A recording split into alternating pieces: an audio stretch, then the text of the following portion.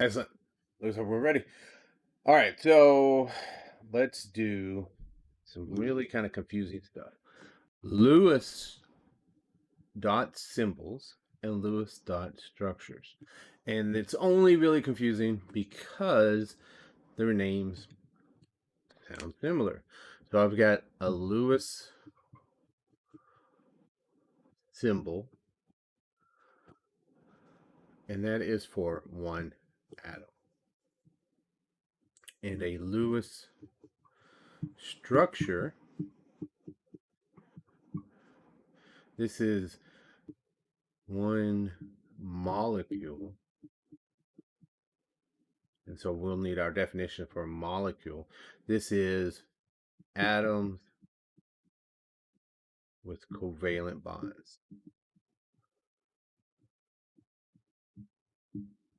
All right, so covalent bonds, I'm using the language here, sharing electrons. It includes nonpolar and polar covalent, okay? So we're going to cover both of these. Even the book likes to extend the Lewis symbols and use them too much. They're kind of like Legos. You can put things together and predict the structure of some molecules. But once you really start getting beyond just the very basics, you want to switch rules to the structures. So this is what we'll do. We'll do, if it's a Lewis symbol, it's a one atom, and then Lewis structure. As soon as you get two atoms, go ahead and immediately switch over to the structure. So both of these rely on rules, but we'll do them in a series of steps. Okay, so let's start with our symbol, our Lewis symbol. And this is a great way of indicating the atom and its valence electrons. So let's do nitrogen. So we start off, you draw the box for you draw your symbol. We're going to imagine that I have a pen that writes. That's the same color. That's good. Hang on. There's a box. Okay. We're imagining our box around the symbol. It's got four sides. Okay. Makes life nice and easy. Now here's our rules. One dot for each valence electron. Okay. No side has more than two electrons or two dots. And then the last little rule here is no side gets two until all sides have one. Now this is a lot of stuff going on and going in here, okay? A little bit of the off-ball principle. We're doing no sides more than two. All right, so that has to do with our Pauli exclusion principle. No side gets two until all sides have one. This is actually related to Hund's rule. And so it all goes back to electron configurations and electron diagrams.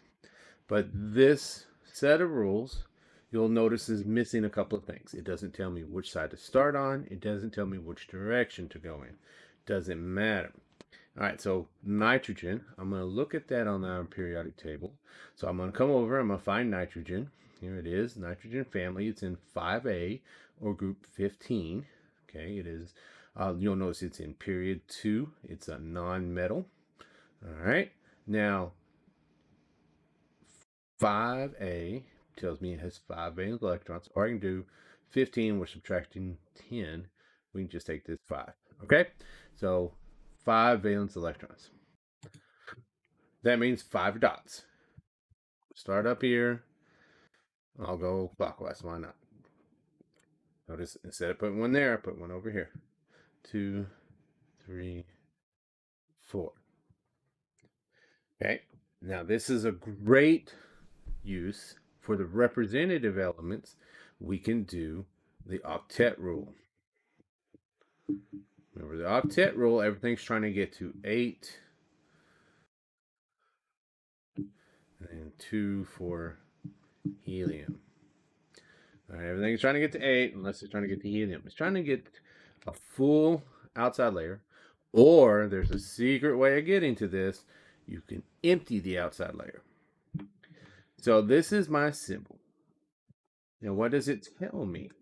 Well, it's got all kinds of information in here. For one thing, it's got an empty spot here, an empty spot here, empty spot there. And that helps me to predict where it's going to make a bond. So we could say if this is going to become an ion, so if this was an ion, it's going to make a -3 charge because it will gain 3 electrons. If it's covalent bonds,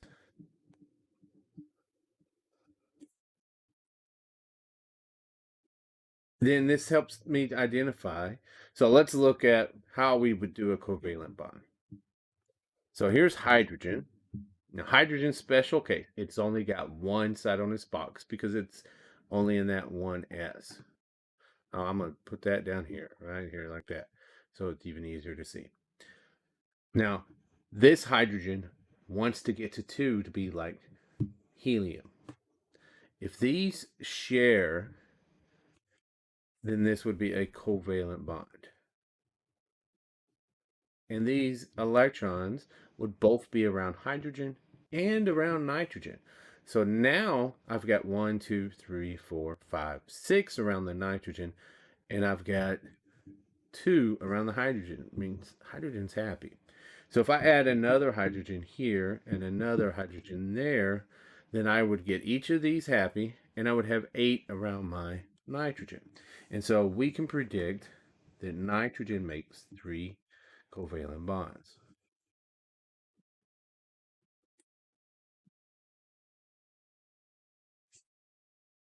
Okay, so it's got these 3 empty spots. It's going to try and make 3 covalent bonds. Beautiful. All right.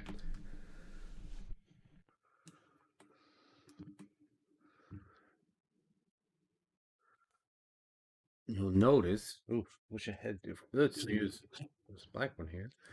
This pen. This pair I didn't talk about. It wasn't involved in bonding. That pair is called a lone pair. And this lone pair is found only on one atom. That's why it's alone, all right? So it's not involved in bonding. Not involved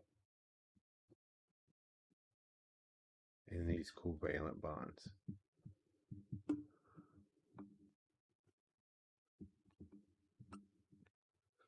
So this nitrogen has one lone pair, would make 3 bonds. So we can summarize that kind of information. And now I can use this for all kinds of stuff. Let's look at oxygen. So oxygen, when I look it up, it's in group 16. So it has 6 valence electrons.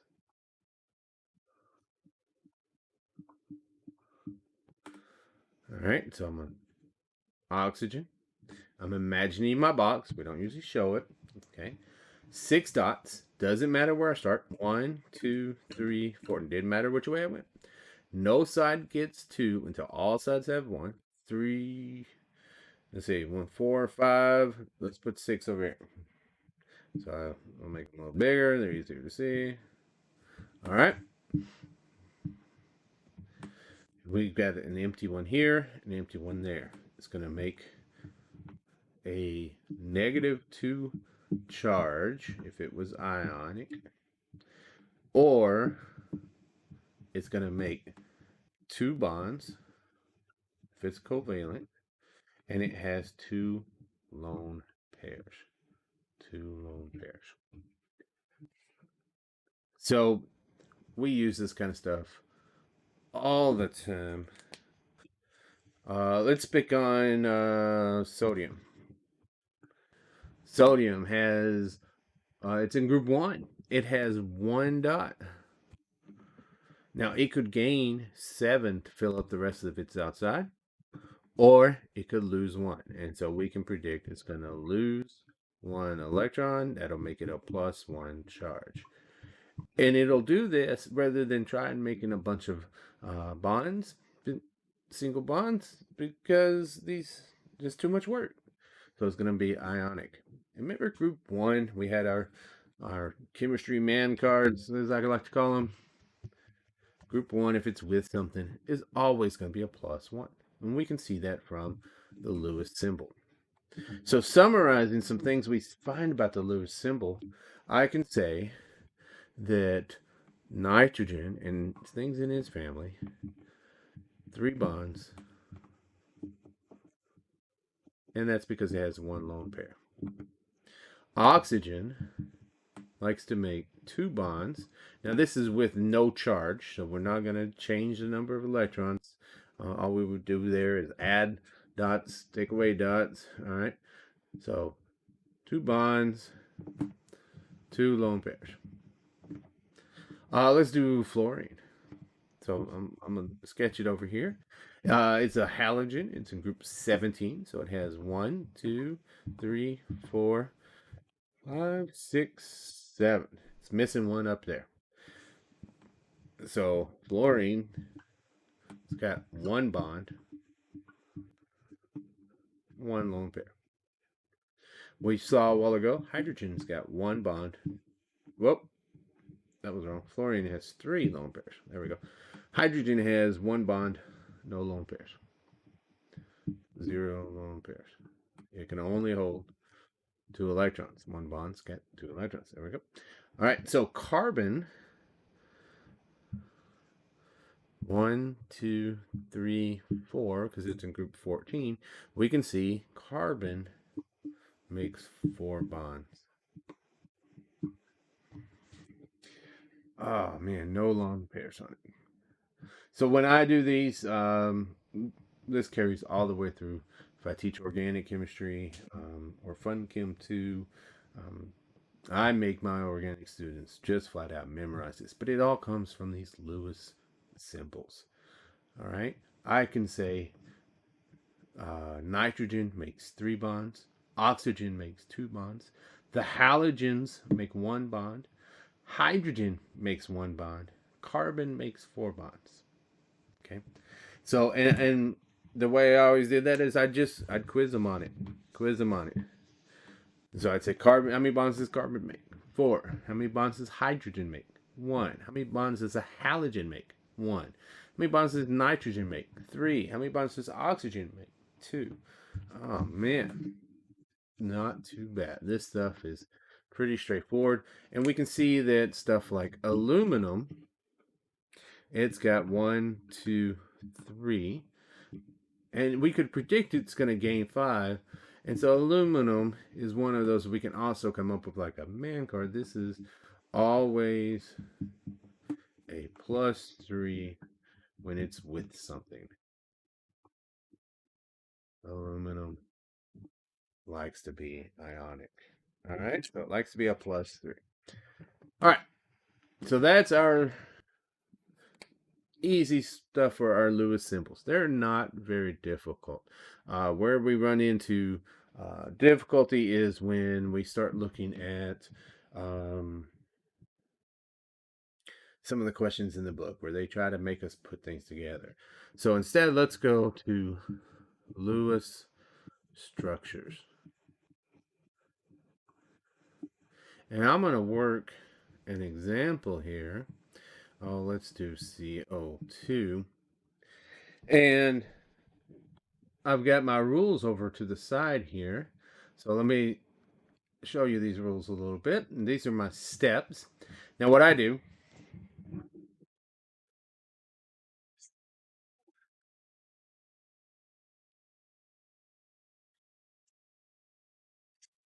when I'm doing these, I'm gonna give me a Post-it note. And so, rule 1, it says count the valence electrons. I'm just going to jot down 1 valence electrons. And, oh, well, you can't even read that at all. Okay, trust me, it says valence electrons. Step 2, sketch a skeletal structure. All right, so 2, I'm going to put skeleton. Thank goodness it's getting close to Halloween. I can never spell that if it's not Halloween. All right, number 3, it says put electrons as lone pairs. Careful, it's not 1 at a time, that's 2 on the same side. And it says around the outer atoms. So I'm going to put outer. Okay, then it says keep a running total. And if you have any left, you put them on the central atom. So central is my next one. And then 5, it says if the central atom lacks an octet, octet's 8 for our valence electrons, okay? They'll move 1 or more lone pairs to make a double or a triple bond to complete an octet. All right, so 5, I'm going to put this idea of multiple bonds. So this is my cheat sheet for doing Lewis structures. And every time I have to do a Lewis structure and practice this, slap that cheat sheet on the top of that page. Okay? Oh, man, this is what I did. And then after a while, I flip the page, I move it over. Post-it notes. Great. Now, a couple times I'll spill some coffee on it or some tea. That's good. That's Earl Grey right there. All right. So that's how I do these, keep up with them. So let's do these steps, and we'll get a little more detail as we do them. So here we go. Here's my Post-it note. You guys couldn't even see it. All right, so my Post-it note, I got valence, skeleton, outer, central, multiple bonds. Put it over here. It makes a pretty good coaster too if I need to. All right, so we got to count the valence electrons. The math on this is pretty straightforward. Subscript for each atom times its valence electrons plus the subscript times its electrons. All right, and then I'm going to handle add 1 electron for each negative charge and subtract 1 electron for each positive. Sounds backwards. Remember, electrons have a negative charge. Anytime the math seems backwards, electrons have a negative charge. Oh, well, that sounds weird. This sounds really complicated. So let's worry about this. Subscript here then for my CO2. Here's my formula. All right. So this is an understood 1.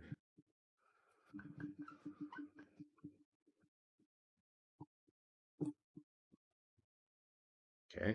So I have 1 times my CO2, my carbon. I'm going to find carbon on the periodic table. It's over here in group 14.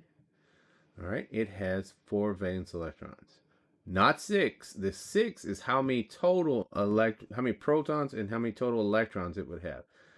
We're looking up here at this 14. All right, so 4 for each carbon. I've got 2 oxygens.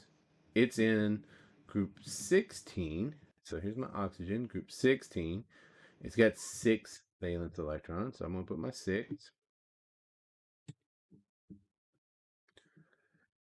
Now, the charge out here, I would indicate this charge. If I had a positive charge, I would subtract electrons. If I had a negative charge, I would add electrons. That's up here. This is where the total charge would be indicated. And we'll use this over and over. And this total charge is an understood 0 if we don't see anything. If there's nothing there, it's 0. If there's a plus there, it's +1. If there's a minus, it's -1. +2, you have to write it. Okay? Easy enough. We'll talk later in the semester about 2 plus versus +2. One's the oxidation number, one's the charge. Use them interchangeable. We don't care at this point, right? So, how many electrons do I got? Well, each carbon had 4, and each oxygen had 6. So here's 12 plus 4 gives me 16 electrons. Okay, we're ready for step 2. It says, draw a skeletal structure. Now, there's more than one way of putting this together. Now, it doesn't matter. Whatever my central atom is, I can connect them going this way or this way, up and down. It doesn't matter. I just want them connected. One of them will be in the center and the others will be on the outside. There really is only 2 choices. There's having a carbon, an oxygen, and another oxygen. And you notice I'm using lines. And so when I have these carbons sharing electrons with an oxygen like this, that is a bond, and those covalent bonds we often just draw as one line. So one line is 2 electrons, and that messes up a lot of people. So we have several types of bonds. We've got a single bond, which will have, for instance, between my hydrogen and hydrogen, all right? And so that is 2 electrons. We have double bonds, where we have a double line like this, and that would be 4 electrons. 4 electrons. So it's going to put an equal sign, but it's don't want to confuse anybody. So, what a triple bond, 2, 3. It's the same as saying 1, 2, 3, 1, 2, 3. Or we could have put them this way. It's 6 electrons, 2 for each line. Easy enough. All right, quadruple bond. If you draw it, you're wrong. It exists, but not for anything we'll do in any of our classes. Okay? You really got to work hard to find it. So here's my COO. OCO. I can either put oxygen, one of the oxygens is a central atom, or I could put the carbon as the central atom. So we need a way of picking the central atom. So I'm going to get rid of some of this info while we pick between these. And so I'm going to go ahead, get rid of all that. I'm going to keep the fact that I had 16 electrons over there. Now, here's how we pick. So the least electronegative atom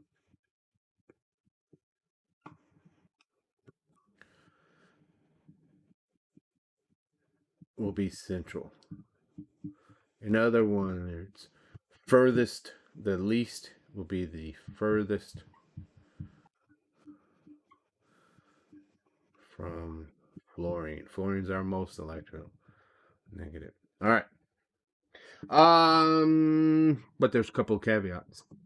Hydrogen can only have one side on its box, right? So it can never be central. Be central. Another thing that kind of helps us out here, you're going to trust your inner child.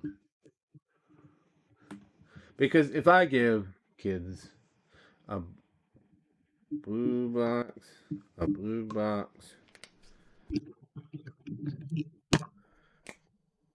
and a red box, and I tell them, put these in order to make them look pretty. make a straight line with these. What most kids end up doing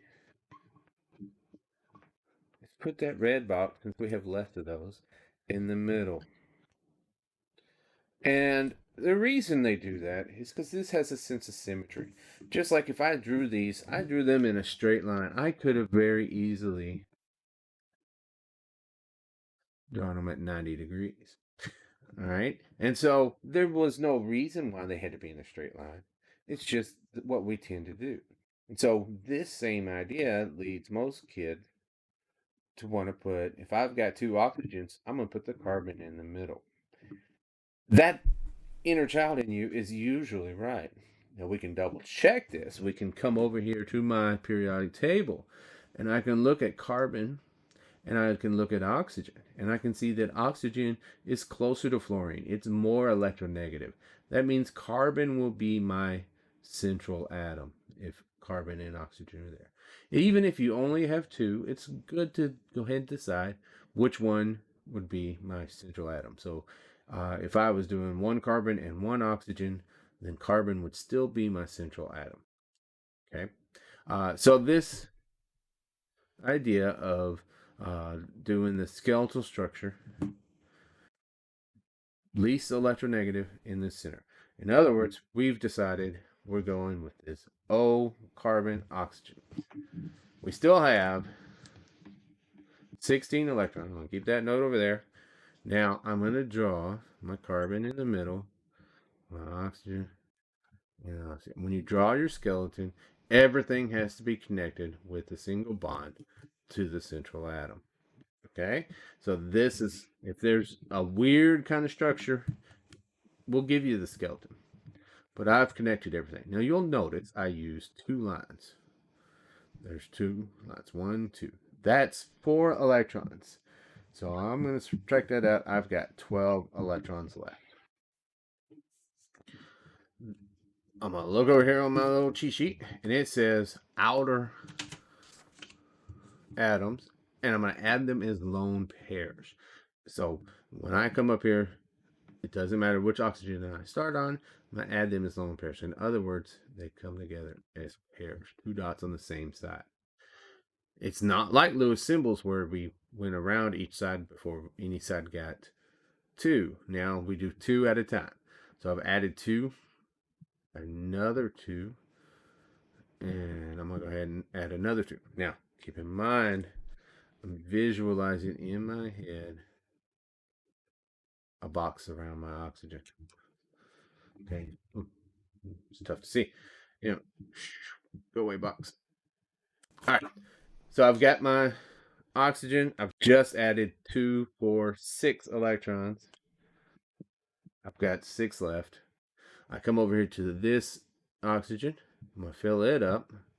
2, 4, 6. I'm now out. I'm at 0. I'm done. That's kind of the key to Lewis structures. When you run out of electrons, stop adding dots. Okay, so carbon doesn't have any. Step 4 says, hey, if I've got any left, they go on the central atom. Don't got any. So now step 5 says, you're going to make double bonds and triple bonds only if the central atom is not happy. By not happy, we mean doesn't have an octet. Now, this is where students really get themselves in trouble. They don't follow their steps. So I'm going to keep my steps handy here, because if I give a student this and they immediately start drawing double bonds, triple bonds, they're going to put them in all kinds of places that don't need double bonds and don't need triple bonds. And it's going to be a mess really fast. Okay. It's really no fun for anybody. So here's what we got to do. We need this carbon to have more electrons. The oxygen has 8. This oxygen has 8. They're both happy. Carbon only has 4. Now, you'll go back and remember my math was 1 times 4 plus 2 times 6 And that's how I got my 16. And a lot of people will look at this and say, hey, carbon has 4. It's good. Carbon started with 4. It doesn't want 4, it wants 8. That's the whole reason it's doing this bonding. Everything's trying to get to 8. So I'm going to take some electrons from one of these lone pairs and move it into a double bond or a triple bond if I move 2 sets of electrons. And that will be between these. So let's go ahead and do one. I'm going to indicate that I'm going to take this one and move it right there. And I'm going to draw what we get.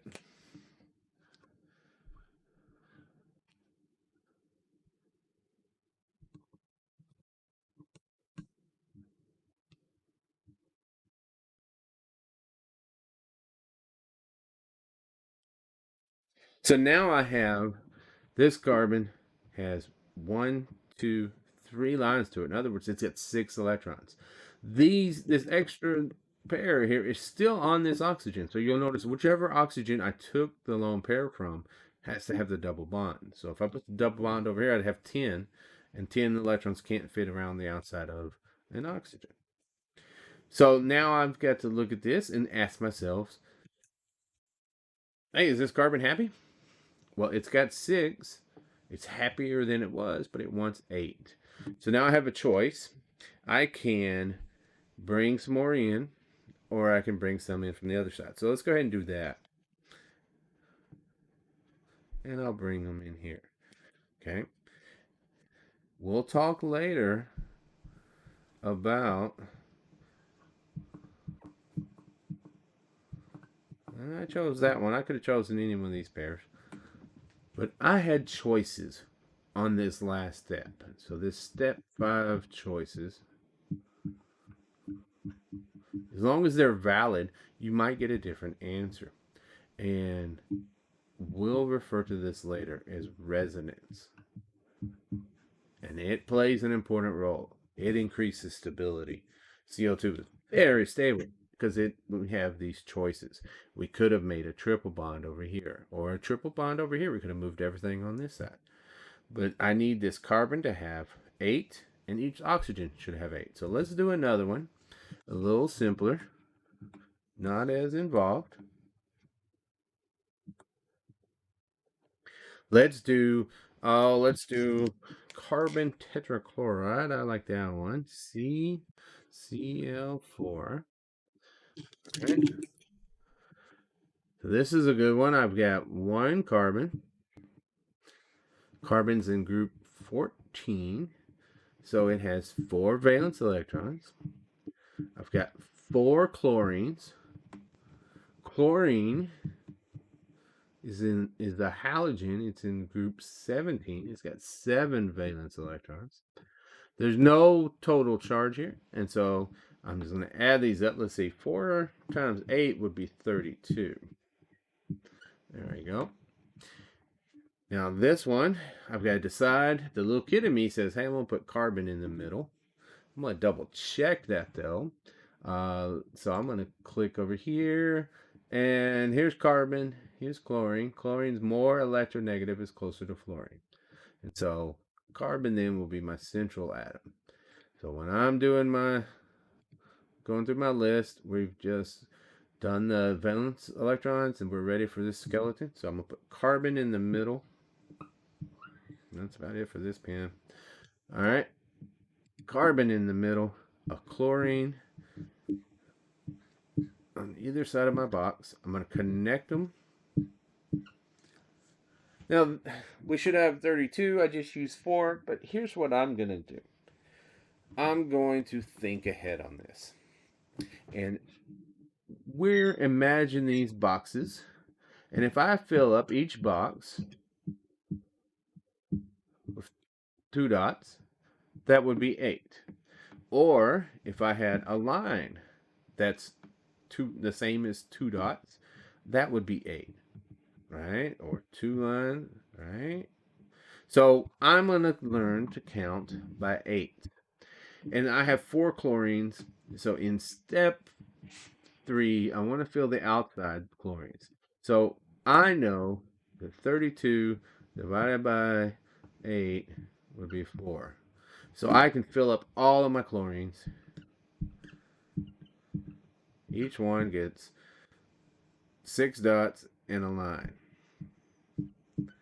And I'm just imagining these boxes around the chlorines.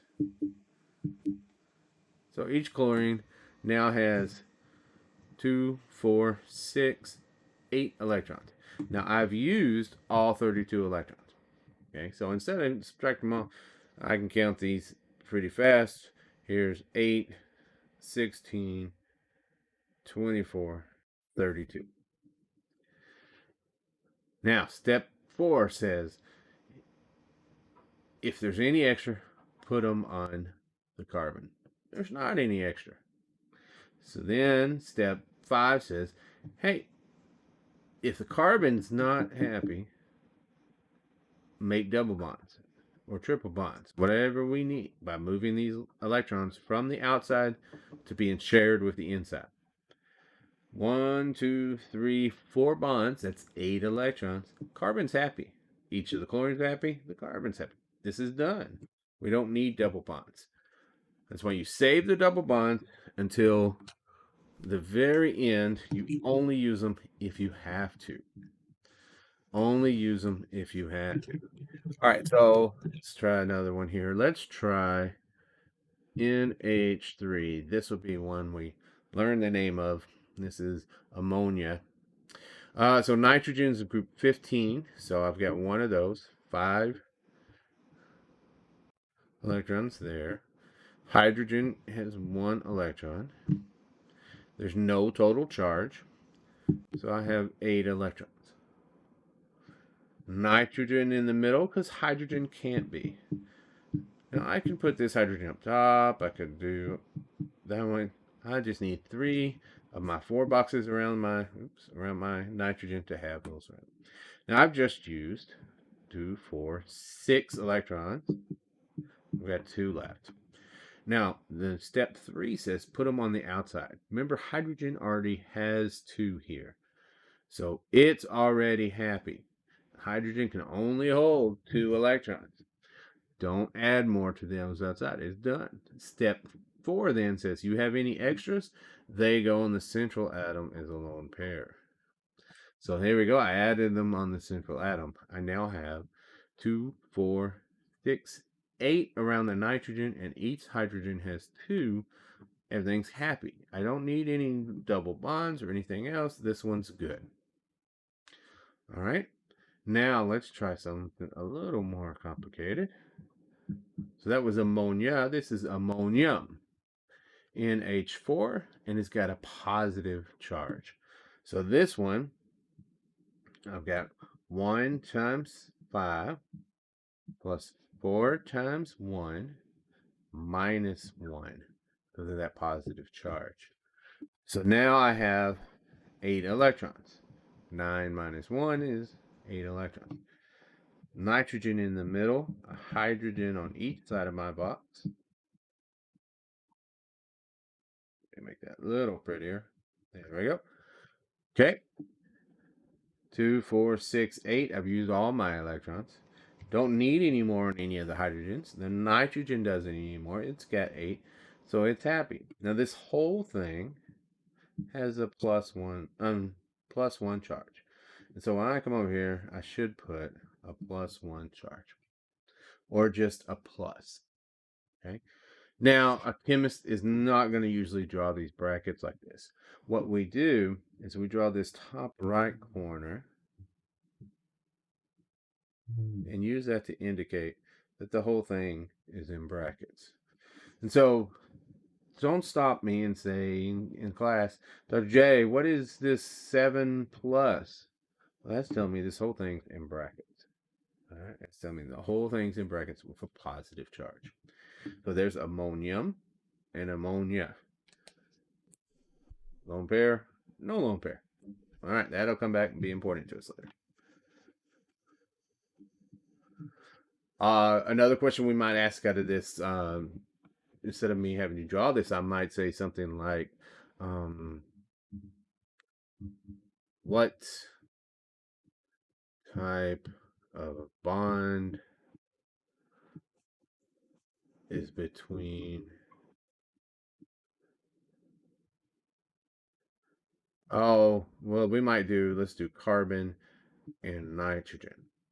And you have to be careful because we might ask this in a couple of different questions. We might say A and have polar covalent, B nonpolar covalent,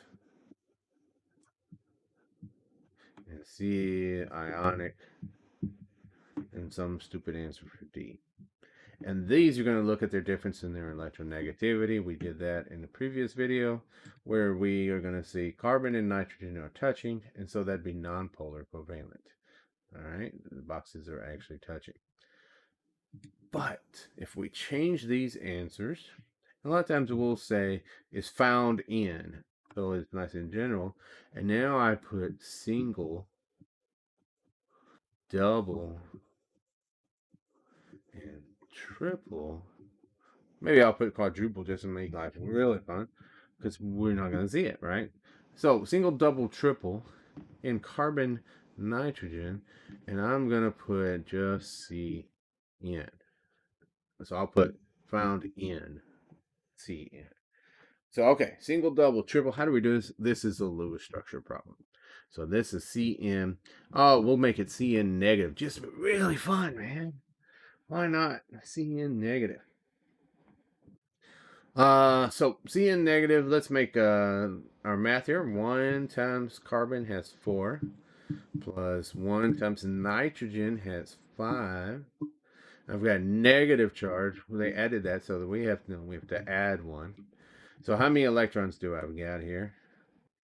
4 plus 5 is 9, plus 1, there's 10 electrons. Carbon, I got a nitrogen. Now, this is where students get in trouble because they start adding kind of evenly and they try to stay symmetrical. Pick one to be the central atom. So when I look at their electronegativities, nitrogen is closer to fluorine, it's more electronegative. So carbon's my central atom. So I'm going to start on the nitrogen. I'm going to add dots until it's happy. 2, 4, there we go. I've got 2 left. All right, I've used 8, made nitrogen happy. Those 2 go as a lone pair on my carbon. Don't add 1 and 1, add them as a lone pair.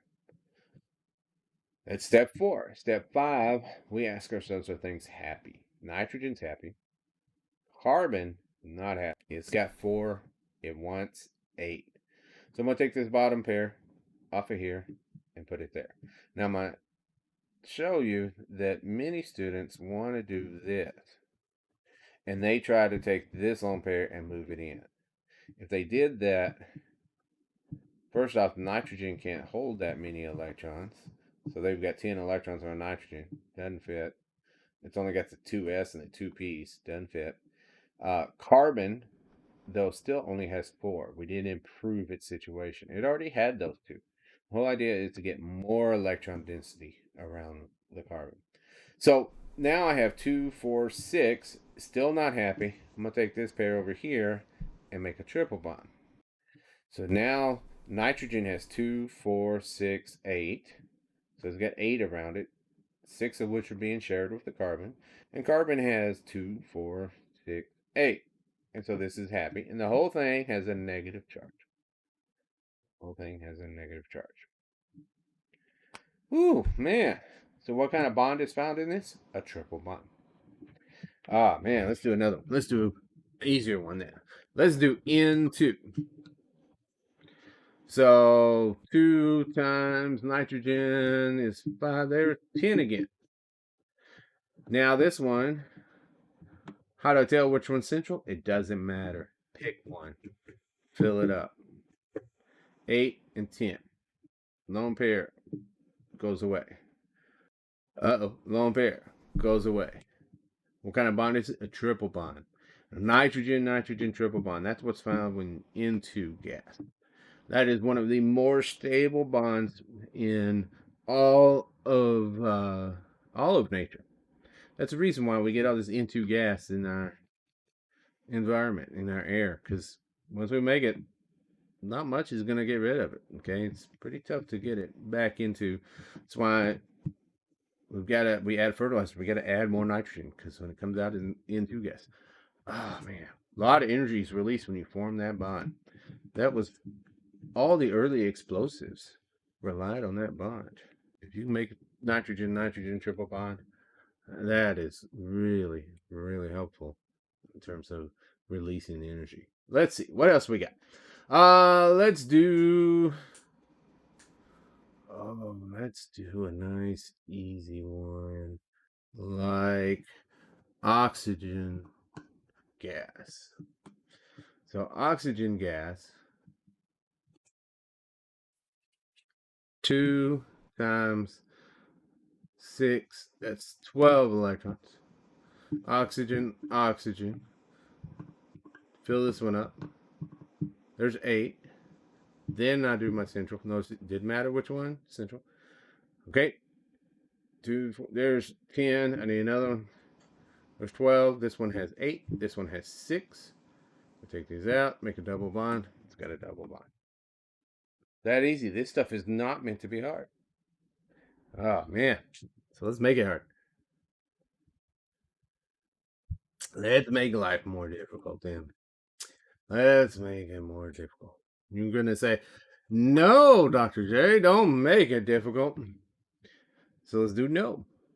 NO here. All right. So nitrogen, 1 times 5 plus 1 times our oxygen. So I've got 11 electrons. We'll come back to that. Oh, man. No charge on this, right? So here we go. And connected to O. Oxygen is closer to fluorine. That is my outside atom. This is my central atom. So let's start on the outside. There's 2, 4, 6, 8 U's. I've got 3 left. So I add a pair over here. All right, I got 1 left. Well, I can't add a pair, but I can add a dot. So let's add that dot. Now, step 5. We've used all our electrons, right? We need to make this happen. Now, I can move this lone pair over here. That ain't going to really help. So I need to take this lone pair and try and move it in here. So this has 2, 4, 5. So when I put this double bond,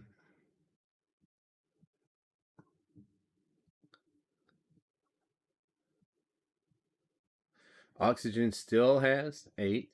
Nitrogen has 2, 4, 6, 7. Ooh. Now, you might say, why don't we make a triple bond? Since it wasn't happy, we'll make a triple bond. But now it has 9. And that's no good. This is no good. Because nitrogen has a 2s2 and a 2p6, and it can only hold 8.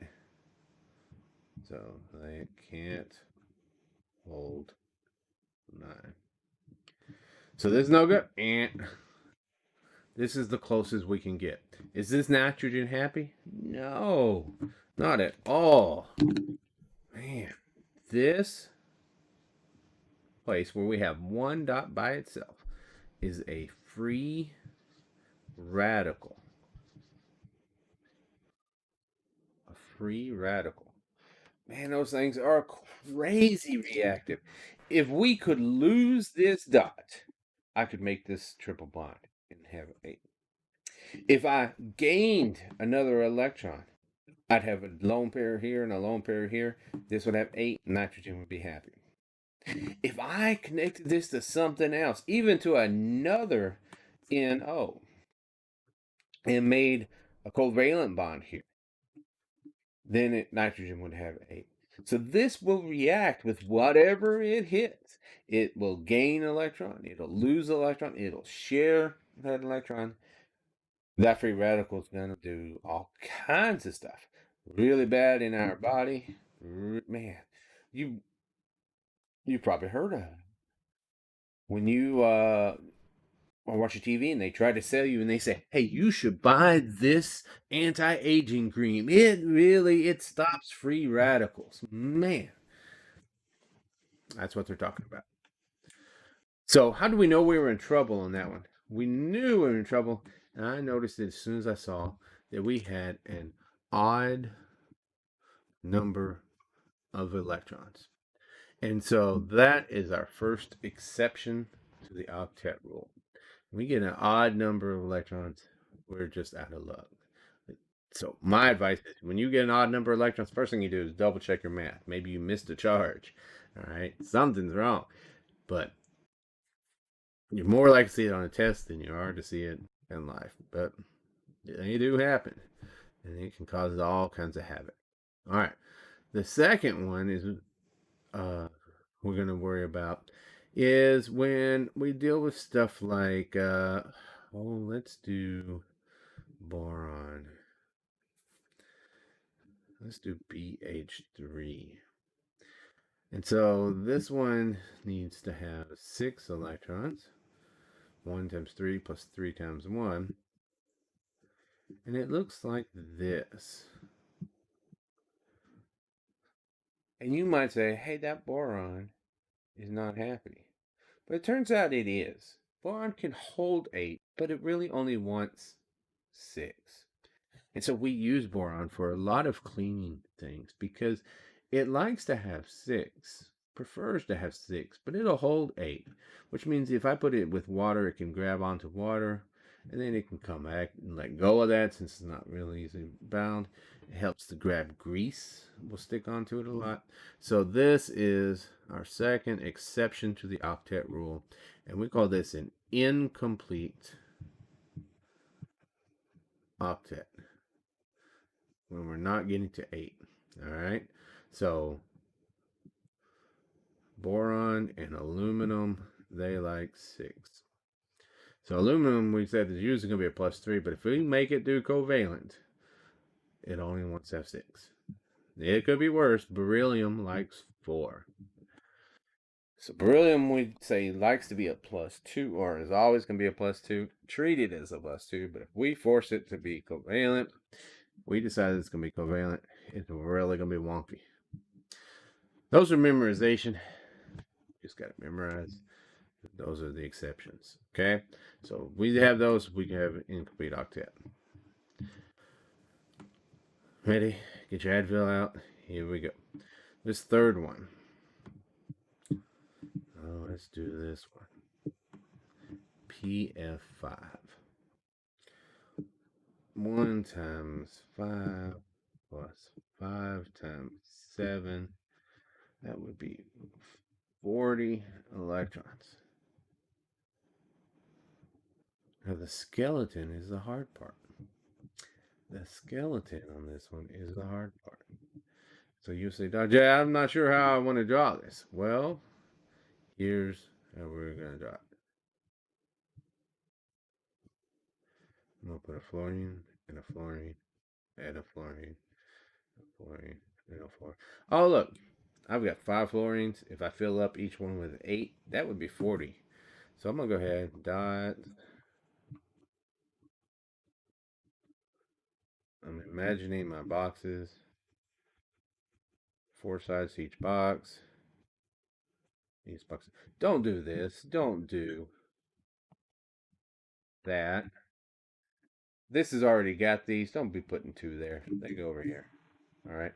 And don't do that so that you know that this is 2. That's just going to confuse you. All right. So, don't do that.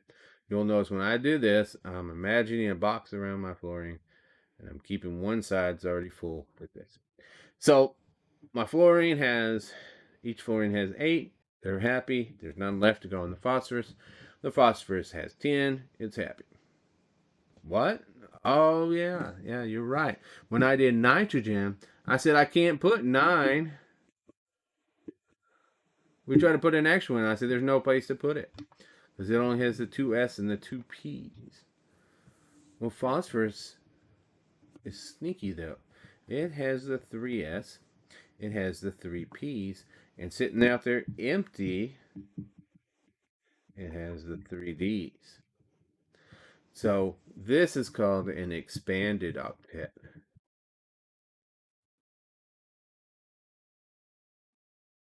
Now I always like to say the third period and down, or more than, so we're gonna, it has to have the d orbitals, and so we're gonna go the third row or the third period and down. All right, so not period 1 and 2. It has to have empty d orbitals. And how do we know it's going to fill? It'll fill right. You're going to have more on these. So phosphorus and sulfur, they like to do these kind of things, but it has to be on the third period and down. So in other words, what do I mean by that? When I look over here, the third period and down. So these are the d orbitals. The 3Ds are down here. We haven't filled them yet. So all this phosphorus is doing is throwing some in. So nitrogen couldn't do it because it was only on the second period, but phosphorus and sulfur, they love doing this kind of stuff. All right, so here we go. We got incomplete octets. We got beryllium like 4 electrons, and then uh, outer layer, boron and aluminum like 6 valence electrons. If we have an odd number, we'll end up with a free radical. And if it's on the third period and down, if I go from here down, then I have the possibility of expanding my octet. Ooh, we're going to need some practice on these. Lots of practice in the labs. We'll use these a lot.